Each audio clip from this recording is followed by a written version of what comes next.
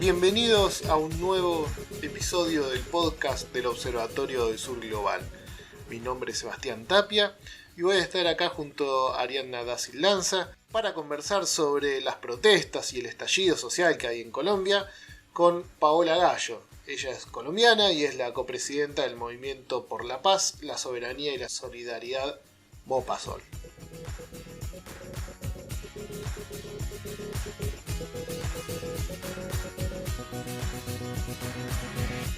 ¿Qué tal, Paola? ¿Cómo estás? Sebastián, querido, muchas gracias por esta invitación. Estoy bien, muy activa, muy emocionada por lo que pasa en mi país, por supuesto, pero, pero bueno, la lucha te da la alegría de la esperanza, así que estoy bien. Por supuesto. Paola, contanos, ¿cómo surge esta protesta que ya lleva unos 9 días, 10 días? ¿Cómo surge? ¿Cómo se fue generando? ¿Y por qué alcanza esta masividad?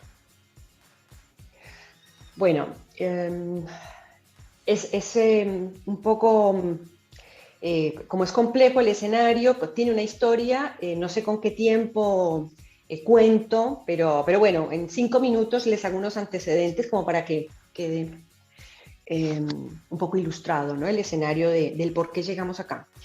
En primer lugar, creo que hay que señalar que Colombia es un país que lleva toda una vida de violencias. No hablamos de un tipo de violencia o de un tipo de conflicto, sino de violencias, pero sin lugar a dudas, y para hablar de un tipo de violencia muy específica, es el genocidio, porque creo que ya debemos, si queremos ser responsables con lo que pasa en Colombia, debemos hablar de genocidio, del asesinato de líderes y lideresas, de excombatientes de las FARC, de personas que piensan distinto, de personas vinculadas a sus territorios, al cuidado de la tierra, a la recuperación de la tierra, a las personas que están vinculadas a los procesos de aprender a vivir de manera pacífica, de los procesos de sustitución de cultivos. Todas esas personas se cuentan por miles las que han sido asesinadas desde la firma del acuerdo de paz entre el Estado colombiano y las FARC-EP en La Habana. Un acuerdo que el Estado colombiano traicionó e incumplió y que nos tiene hace 4 años sumidos en esta tragedia de este genocidio silencioso, y que hay un plan también, así como es sistemático ese genocidio, es un plan sistemático de impunidad, de ocultamiento. Entonces, lo que ha salido a la luz de hace 8 días para acá o 9 días para acá, considero yo que es esa violencia, que estaba en el campo y que no tenía los reflectores de los medios de comunicación, ni tenía a las grandes ciudades movilizadas en esos temas. Eso es un punto y es un punto enorme y dolorosísimo, pero es determinante. No podemos hablar de Colombia sin hablar del genocidio y de la crisis humanitaria que ha ocasionado ese genocidio, porque genera desplazamientos. Después está el tema del plan continental, que por supuesto, un plan de dominación continental, que por supuesto tiene sus botas puestas en Colombia. Colombia tiene el rol que tiene Israel también. Y es allí donde se perfeccionan los mecanismos que después son implementados en otros lugares del continente, pero también esa crisis que no es solamente una crisis del aparato represivo, ¿no? Porque el proyecto continental tiene un aparato represivo, por supuesto, las bases militares distribuidas a lo largo y ancho del continente de los Estados Unidos tienen que ver, ¿no?, con la represión y y la constitución y el apoyo de los golpes de Estado que se han suscitado en el siglo XXI, por hablar de un espacio de tiempo concreto, ¿no? Porque si hablamos del siglo XX nos vamos a quedar 1000 años. Pero hablando de ese siglo, pero también hay un proyecto económico, ¿sí? Porque esa represión, la gente pregunta el que no sabe, de pronto que le falta información para poder ver lo que le pasa a este lado del mundo. Bueno, hay un proyecto económico que es, como atenta contra las grandes mayorías, necesita de la represión para instalarse. Y ese proyecto económico también es continental. Y también es continental y es un proyecto económico continental de la derecha continental. Esto se constata muy sencillamente, no hay que ser un teórico de las ciencias sociales. Donde llega la derecha, por la vía que llegue, democrática, entre comillas, porque no podemos decir que Bolsonaro llegó votado a Brasil, porque hubo un golpe a Dilma y a Lula lo metieron preso. Entonces no podemos hablar de un proceso eleccionario en los términos democráticos en los que nuestra vida occidental valora en sus constituciones. Yo creo que en Bolivia defiendo esa mirada, ese análisis. Perdón, en Brasil, desde que empezó el golpe a Dilma, no terminó más ese golpe. Bolsonaro es parte de eso, pero volviendo al proyecto económico de la derecha, vemos cómo ellos ponen el lucro y el lucro de un cierto sector del mundo, ¿no? Lucro para todos, es lucro para todos, genial, yo también quiero lucro. Yo también me quiero beneficiar, pero no estamos en ese sector que se beneficia de ese proyecto, sino que es un proyecto donde se benefician las multinacionales, los grandes grupos económicos, dueños del mundo, que no están dispuestos a perder el lugar del mundo donde extraen los recursos, ¿no? Recursos no solo naturales, sino recursos humanos,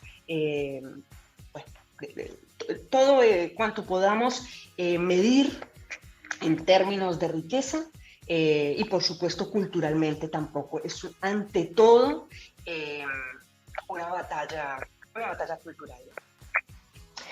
Entonces, cuando llega Macri a Argentina, también podemos explicar a Colombia, podemos entender a Colombia desde la Argentina de Macri y desde el Brasil de Bolsonaro, porque ellos tienen el mismo proyecto. Yo creo que América Latina y el Caribe, nuestra América se explica a sí misma en los espejos. Entonces expliquemos a Colombia desde la Argentina de Mauricio Macri y de Juntos por el Cambio. Ellos hicieron una gran transferencia de recursos de las mayorías y del ahorro nacional a las minorías, además minorías extranjeras, ¿no? ¿Cómo lo lograron? Bueno, primero pagando la supuesta deuda que no teníamos, pidiendo créditos usurarios en instituciones usurarias y dándole exenciones de impuestos a las grandes multinacionales, a las mineras, y poniendo todo ese peso fiscal sobre la cabeza de quienes viven de su trabajo. Bueno, eso ustedes saben que yo no estoy mintiendo, argentinos y argentinas que me escuchan, porque ustedes vivieron ese gobierno. Bueno, es exactamente el mismo proyecto que lleva Duque y que por supuesto le antecedió Álvaro Uribe Vélez y que le antecedieron todos los que fueron llevando la batuta a lo largo y a lo ancho de nuestra historia, porque nosotros no tenemos gobiernos de izquierda, ni populares, no tuvimos Perón, no tuvimos nada de eso. Entonces acá siempre en Colombia ha sido la derecha. Entonces, eso explica un proyecto continental, ¿no? Y el FMI, cuando yo le quito los impuestos a los ricos y quiero implementar reformas tributarias puestas sobre la comida, sobre el salario del pueblo trabajador, bueno, lo que sucede es que el pueblo resiste lo que puede, porque a la gente no le encanta estar exponiéndose en la calle, recibiendo balas, gases lacrimógenos. A la gente no le gusta eso. ¿A quién le gusta? ¿A quién le gusta? Pero, Paola, una consulta en cuanto a la particularidad, digamos, de esta reforma, que como sabemos y vimos quizás en otros procesos, como pasó en Chile, que lo del boleto fue nada más como una gota que rebalsó el vaso, el aumento de los combustibles en Ecuador que llevó a miles de personas a las calles. En el caso de Colombia, vos bien haces una historización hacia atrás de justamente que no es únicamente la reforma tributaria. Ahora, particularmente la reforma tributaria también es como que tenía un carácter de algunos, un carácter ambiguo en cuanto a que imponía algunos gravámenes a los sectores más concentrados. ¿Esto es así? No. La reforma tributaria lo que vino fue a tratar de tapar un hoyo que existe, pero es un hoyo producido ¿por qué? Acá el macrismo dice, porque Cristina y el peronismo gastaron la plata en planes sociales y en vagos y en gente que no quiere trabajar, en la corrupción. Bueno, ellos también tienen, el problema es que ellos están en el poder hace un montón, entonces no le pueden echar la culpa a nadie. Pero lo que se llevaron la plata en Colombia son las exenciones al gran capital extranjero. Entonces, en pandemia ese roto se hizo gigante porque hubo que poner plata para comprar respiradores y un montón de cosas, ¿sí? Además porque Duque ya había hecho una reforma tributaria y el problema es ese, que hay un momento en que ese pueblo lo han empobrecido tanto que físicamente, aunque quisiera, no está en condiciones, porque le están sacando el plato pobre, humilde de la mesa. Yo en esta coyuntura cuento, porque creo que es muy ilustrativo, el hecho de lo que detonó la indignación, ¿no? Lo que decimos en Colombia, el florero de Llorente. Fue una entrevista que le hicieron al ministro de Hacienda, que es el que estaba llevando adelante el proyecto tributario. Le dicen, ministro, ¿usted sabe cuánto cuesta una docena de huevos? Que es el alimento básico de la familia trabajadora colombiana. Nosotros comemos poca carne y comemos muchos huevos, con frijolitos, con aguapanela y la arepita. Y este ministro dijo que, bueno, que esto era para acabar con la pobreza, que también lo promete el macrismo acá, y que la docena de huevos costaba 1.800 pesos. Eso fue al aire. La docena de huevos en Colombia cuesta entre 7.000 y 8.000 pesos. Entonces, es un gobierno completamente distanciado e indiferente e indolente de lo que le pasa al pueblo que vive de su trabajo, que fue lo mismo que le dijo Macri cuando a él lo entrevista, creo que fue Mirta Legrand, y le preguntan la reforma previsional. Presidente, ¿cuánto es la jubilación mínima? Y él dijo cualquier cosa. Y resulta que estaba defendiendo un proyecto de reforma jubilatoria para sacar de la pobreza al sector de jubilados y pensionados y jubiladas y pensionadas de la República Argentina. Entonces, tanto cinismo es violencia. Eso es violencia. La otra reforma es la reforma en salud. Que lo que hace esa reforma en salud, que no la presenta el gobierno en cabeza de Iván Duque, sino de un partido de coalición de gobierno, es el representante Vargas Lleras, un congresista, presenta este proyecto, que es el proyecto de ley 10, y lo que pretenden con esta reforma en salud es profundizar el modelo de salud neoliberal que hay en Colombia hace casi 30 años, que implantó Uribe Vélez, que es la Ley 100. Le llaman a este proyecto la Ley 100 2.0. Entonces, ¿qué hizo la Ley 100? La Ley 100 está inspirada en la manera de entender la salud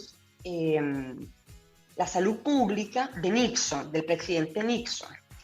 Él en los 70 dice, vamos a convertir la salud pública en un negocio que se puede convertir en un negocio si restringimos el acceso a las prestaciones y si dilatamos el pago a profesionales de la salud y prestadores de servicios de salud. Entonces, eso trasladado en los 90 a la Ley 100, ¿qué hizo? Creó las EPS, Empresas Prestadoras de Salud, a manejar dineros públicos, pero cuando entran a las EPS se convierten en privados. Entonces, le da un montón de ahorro nacional a privados que se enriquecen con eso, que cobran comisiones por eso y además retiran utilidades. En Argentina se conoce algo parecido a esa dinámica, como las AFJP, pero versión salud. Y a los prestadores, que son las IPS, no les pagan. Entonces, por ejemplo, yo que vengo de una familia de médicos, es muy común en mi casa que mis tíos siempre se están quejando, indignados, porque hacen una cirugía de rodilla. Hoy hacen 10 cirugías por día y les pagan a los 10 meses. Cuando, imagínate, están de deudas hasta acá. Gente de trabajo, que vive de su trabajo. Así que bueno, ¿cuál es la profundización de ese modelo? De ese modelo que después de 30 años le toca afrontar una pandemia de las proporciones del COVID-19. Quieren que ya no sea para 40, sino que sea, porque perdón, son 40 más o menos la cantidad de EPS, sino que sean 10. Y esas 10 son empresas multinacionales de Estados Unidos, fundamentalmente la gran mayoría, que han llevado, como dicen ellos, inversión extranjera, lo que ellos califican como una inversión extranjera, y que ya saben que es mucho dinero disponible. Es un coto de casa eficaz para los grupos económicos internacionales, el sector financiero internacional, ¿no? Porque bueno, es el ahorro nacional que les llega y se lo apropia. Ese es otro. Y después está la reforma que se dio el año pasado, en agosto 2020, en plena pandemia, una reforma laboral encubierta. Es el decreto 1174, que es indignante porque, claro, ante la crisis del trabajo, que trajo a todos los trabajadores del mundo, bueno, ya existía obviamente, pero la pandemia lo agravó, dijo, bueno, como han despedido a tantas personas, entonces necesitamos encontrar otras formas. Entonces crean un contrato por horas. Un contrato por horas que precariza totalmente a tal punto que son personas que no ganan un salario mínimo y que el aporte, la carga del empleador prestacional pasa de un 34% a un 15%. Ahí obviamente donde más se ve afectado el aporte que se le quita al aporte patronal es en pensiones. Entonces, por ejemplo, las más afectadas son las mujeres. ¿Por qué? Porque las licencias por maternidad no existen en los trabajos por hora. Y las mujeres sabemos que nosotras tenemos una segunda, bueno, y muchos hombres también, por supuesto, pero nosotros lo vimos en nuestro cuerpo, en nuestras vidas, el hecho de tener una doble jornada, ¿no? Así que las tareas de cuidado y las que sí tienen valor, ¿no?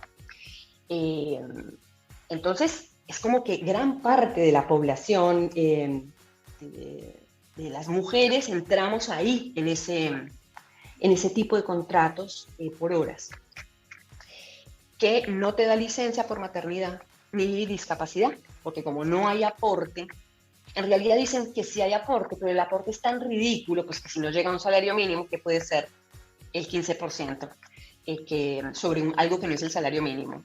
Entonces es un pequeño ahorro individual, siempre poniendo en cabeza de los y las trabajadoras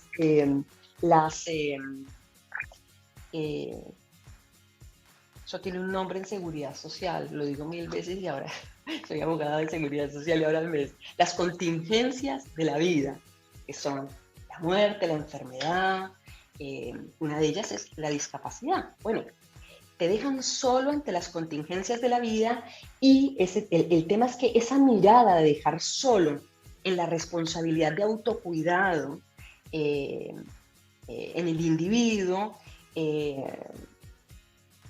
cae con una brutalidad y una violencia enorme si estás más precarizado, porque no tienes red para soportar esa no contingencia cubierta por un sistema público administrado por el Estado, ¿no? Que piense en que todos y todas entren allí, ¿no? Bueno, a grandes rasgos es eso y, perdón, algo muy importante es el tema del glifosato, la aspersión con glifosato.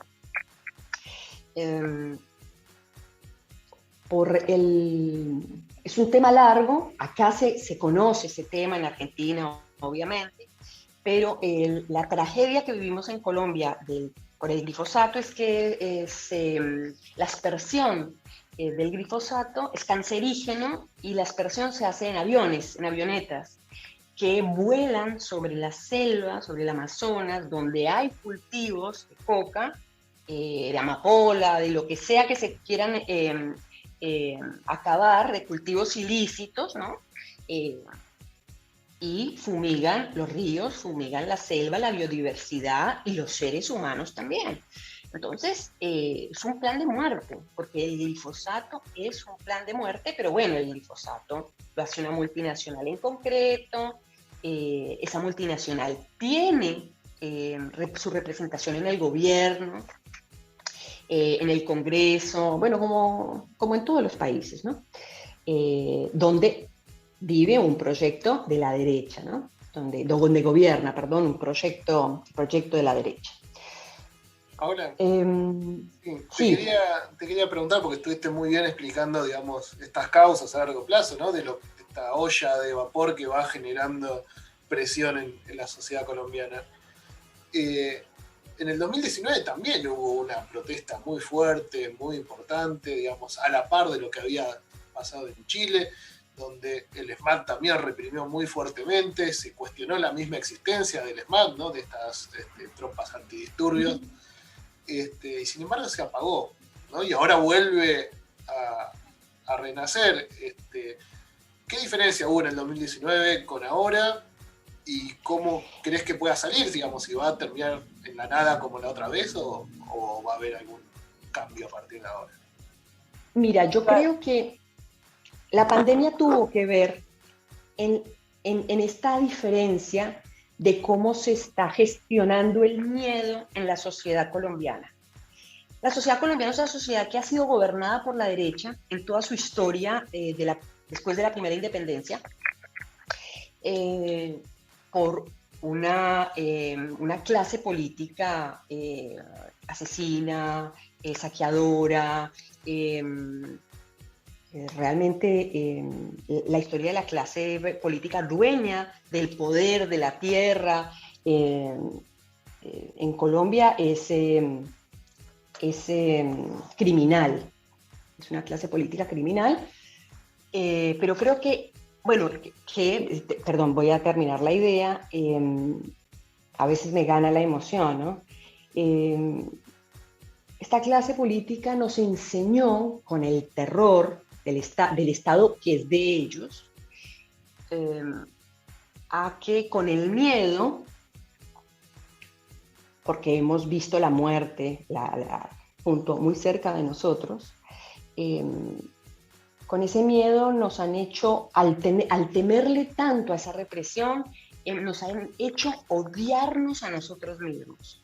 Entonces hemos odiado todo lo que somos, campesinos, trabajadores, docentes, sindicatos, bueno, y el que organiza para transformar esas realidades, así sea muy pequeña, la transformación que se ponen como objetivo, cualquiera sea la organización, son calificados como terroristas y enemigos del Estado. Y el precio es con la vida. Entonces, es una sociedad atemorizada y el temor al servicio del miedo. El odio al servicio del miedo, ¿no? Pero yo pienso que la pandemia puntualmente vino a cambiar el lugar del miedo. Entendimos con la pandemia en Colombia, esto es una hipótesis, que hay cosas más importantes en la vida de un país que el miedo. Ya veremos cuáles son esas cosas más importantes en la vida de un país. Pero eso es lo que tiene a mi pueblo en las calles. Sin lugar a dudas, yo estoy segura que es eso, porque esa gente tiene miedo. Mi gente tiene miedo. mi gente llora, mi gente sufre, mi gente está desaparecida, mi gente ha sido reprimida, mi gente le han sacado los ojos, a mi gente la han violado.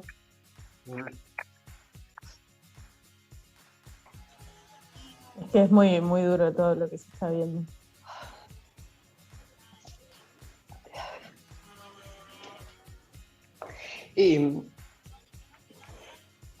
Hay mucho dolor, hay mucho miedo, pero aparecieron cosas más importantes, ¿no? Y creo que la pandemia, como les decía, que hemos vivido globalmente el miedo, porque el COVID-19 no sabíamos qué era, pero había que tenerle miedo porque, bueno, mata, el COVID mata, y nos mata de a muchos.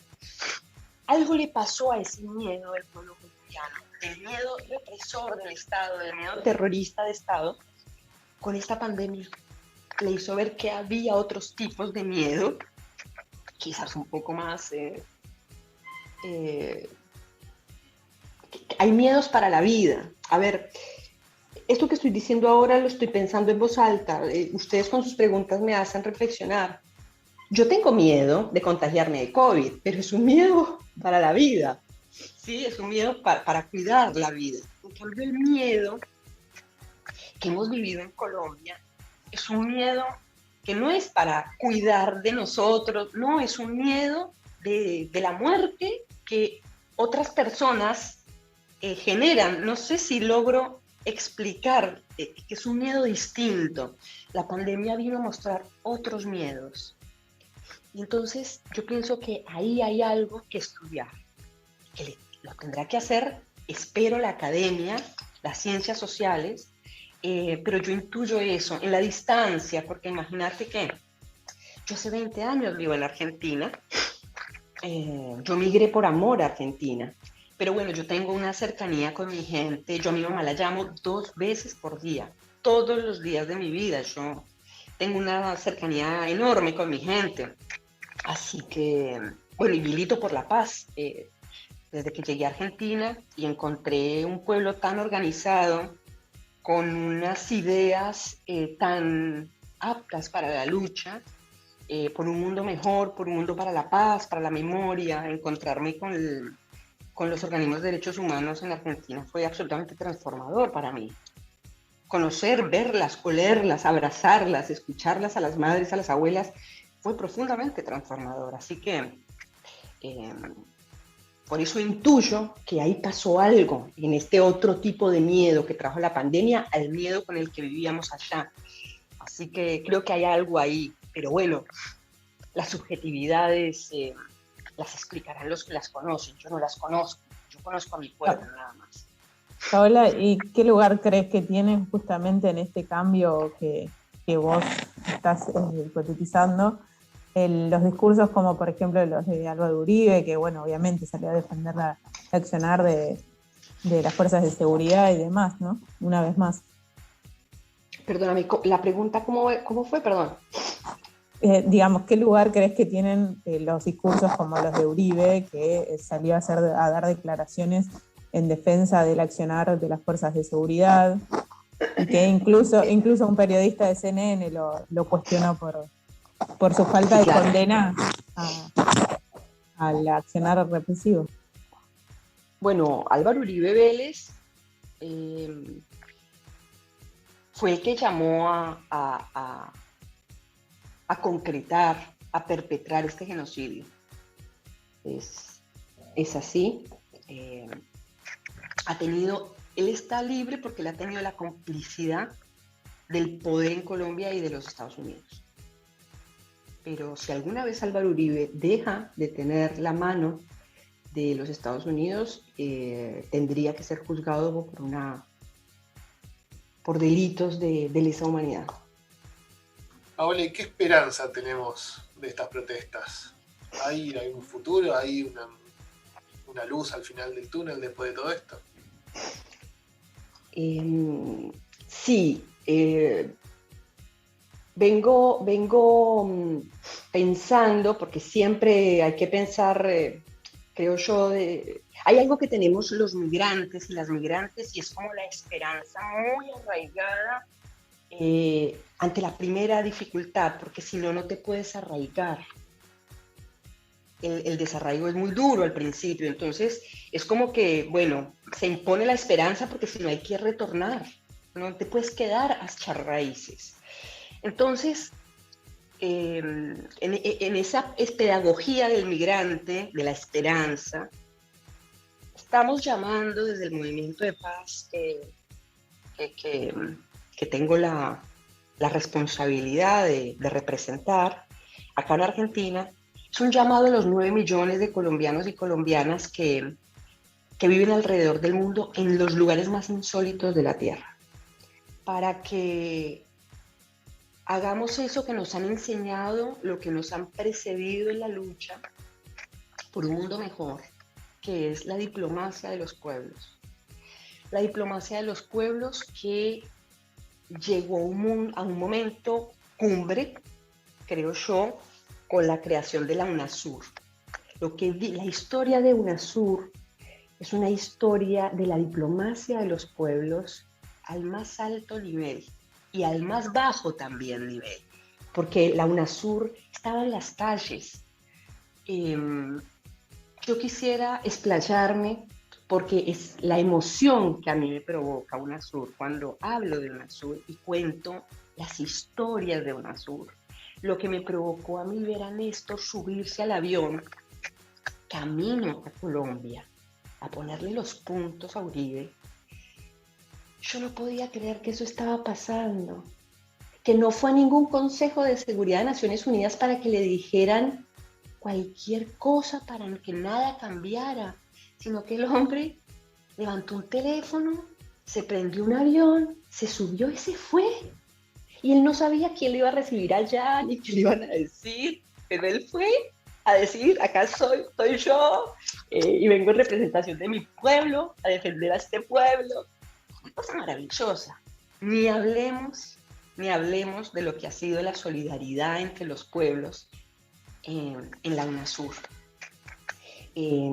la cooperación, el cambio de discursos en temas de defensa, dejar de vernos como enemigos para pasar a ser hermanos, las fronteras enemigo, hacer fronteras de lazos de paz, de cooperación, una cosa extraordinaria.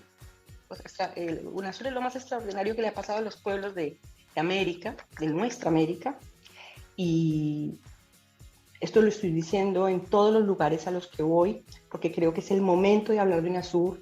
Esto tiene que ser una pedagogía para entender por qué mintieron y llenaron de miedo a la gente contra UNASUR, porque UNASUR es la herramienta para la paz de los pueblos, de nuestro continente. Y como la paz a ellos no les sirve, porque la paz es ausencia de miedos, por lo menos de miedo a que a uno lo mate, por pensar distinto, seguro.